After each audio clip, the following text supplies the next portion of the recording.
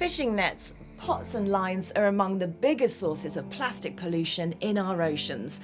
Lucy Siegel has been with a team of volunteers helping to clean them up. But as she's discovered, dealing with old gear back on dry land can be just as tricky as retrieving it from the deep. We're on a boat trip off the South Devon coast. The divers are from Ghost Fishing UK, part of a worldwide network who retrieve old fishing nets from the ocean. This swell is quite unusual. However, these guys are not really bothered because the really tricky bit is to be done down there.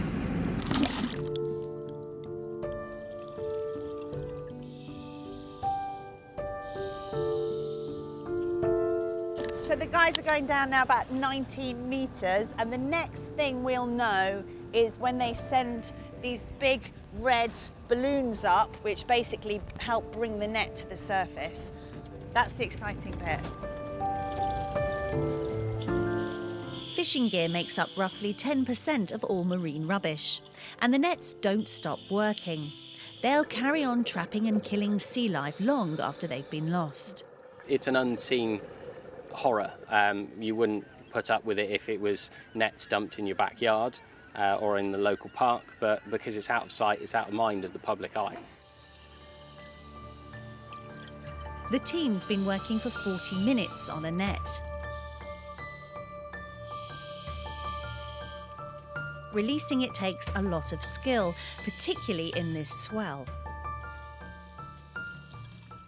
How did you find those conditions, Fred? Because I'm going to be honest with you, that wasn't my favourite. Very challenging, probably the most challenging underwater conditions that we've done a retrieval in. It was difficult to work on the net because the net's fixed to the reef, yet we're being pushed around by the water. Shall we see what you've got? Yes, yeah, let's have a rummage. This is the reveal. All right, let's see. Wow, this is a mess, isn't it? Yeah, it's been very tangled up by the tide and the swell. This is a good example of where it will break down in time and tide, and it breaks down into microplastics. So it's working its way down into smaller and smaller fibres, and then eventually they'll break off the ends, and it goes into the water column and gets eaten by the filter feeders at the bottom of the food chain, and then they work up the contamination, then works its way up through the food chain to our plate.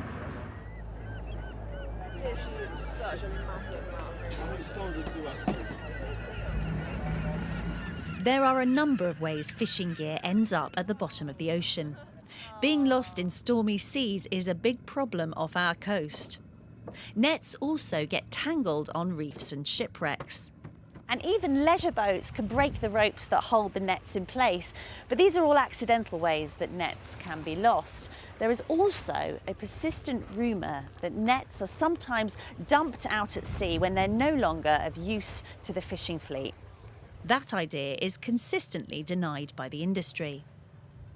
Whatever the truth, it's a big challenge for Fred and the team to persuade fishing crews to tell them about lost nets. How would you characterise your relations with the fishing industry at the moment? Be honest. There is tension. As soon as any eco organisation comes along and starts trying to talk to the fishing industry, you get that pushback straight away. They're very wary. So we're bringing the two sides together. Both Ben and Kevin are long-time members of Plymouth's fishing fleet. I need 40 fathom of rope, all right? There should be ends ready to go. There could be one in the boat. We filmed Ben a few years ago on the search for some missing gear. If we don't find anything, well, I don't know what we're going to do. The crab pots Ben was after were never found. Nobody wants to lose fishing gear. That's money disappeared, isn't it, you know, and all the problems associated with the ghost fishing gear. Fishermen don't want that. That's the worst feeling, when, you know, your pots have been dragged off or your net's not there, you know, you've lost your net and the catch that was in it. In what circumstances are nets lost, and how often does it happen, really? It is a part of the game. You need to really anchor it all correctly, don't you? That's, yeah. You know, the professional fisherman will have all the correct anchors, the right amount of chain, either end of the gear. So there is good fishing technique, which means that you yeah. lessen the chances of losing a net. Definitely. Right. Okay. So is that something that chimes with you, Kev? In some respects, some of it is, yes. I mean, there are some very responsible net fishermen working out of every port. Some very experienced ones that will shoot accordingly. They'll clear the wrecks, they'll clear the reefs enough so that they're not getting entangled. But unfortunately, you do have others that are either not as experienced or perhaps don't think the plan through quite so much. And there have been some notorious vessels, particularly out of our port, that are sort of renowned for losing their gear. Would it help you if you had the sort of dialogue where fishing fleets could say, "Oh, we've lost our net"? Most definitely. The quickest way that we can go and use our skills as scuba divers is if we get direct reports from fishermen. Our aim is to forge better, trustful relationships with more fisheries around the country. We definitely need to work together, don't we? We need to be communicating with guys like Fred, don't we? Reporting quickly any lost gear, because it's a great thing. Nobody wants to lose their gear, do they? I think we've made a bit of progress there. But there's still the issue of what to do with old nets back on dry land. Until recently, most were taken to the tip or incinerated. But that costs money and pollutes the environment, so far from ideal. But things are changing.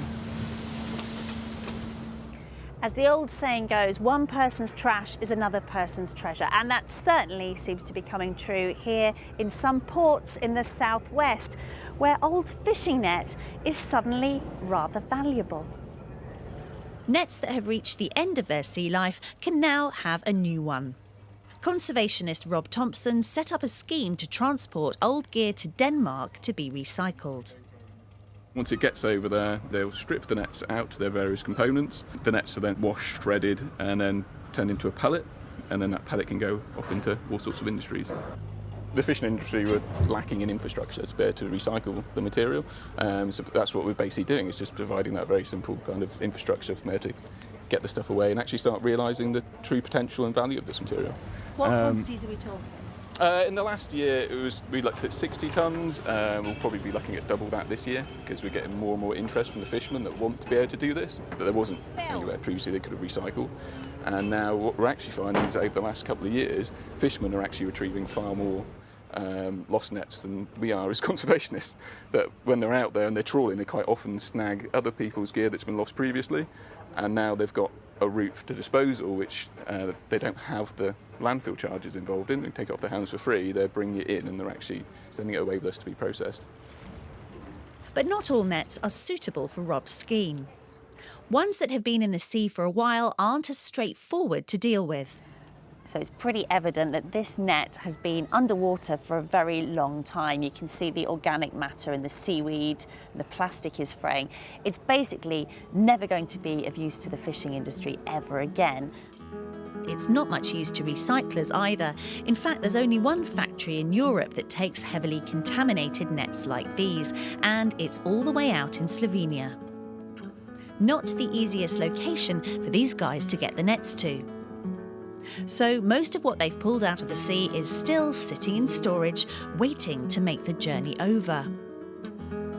The government says it's planning to put a tariff on the producers of fishing gear to help pay for clean-up costs. But the solutions to the issues around the retrieval of and recycling of old nets are not just coming from Westminster. In fact, there's plenty of them coming from sea level.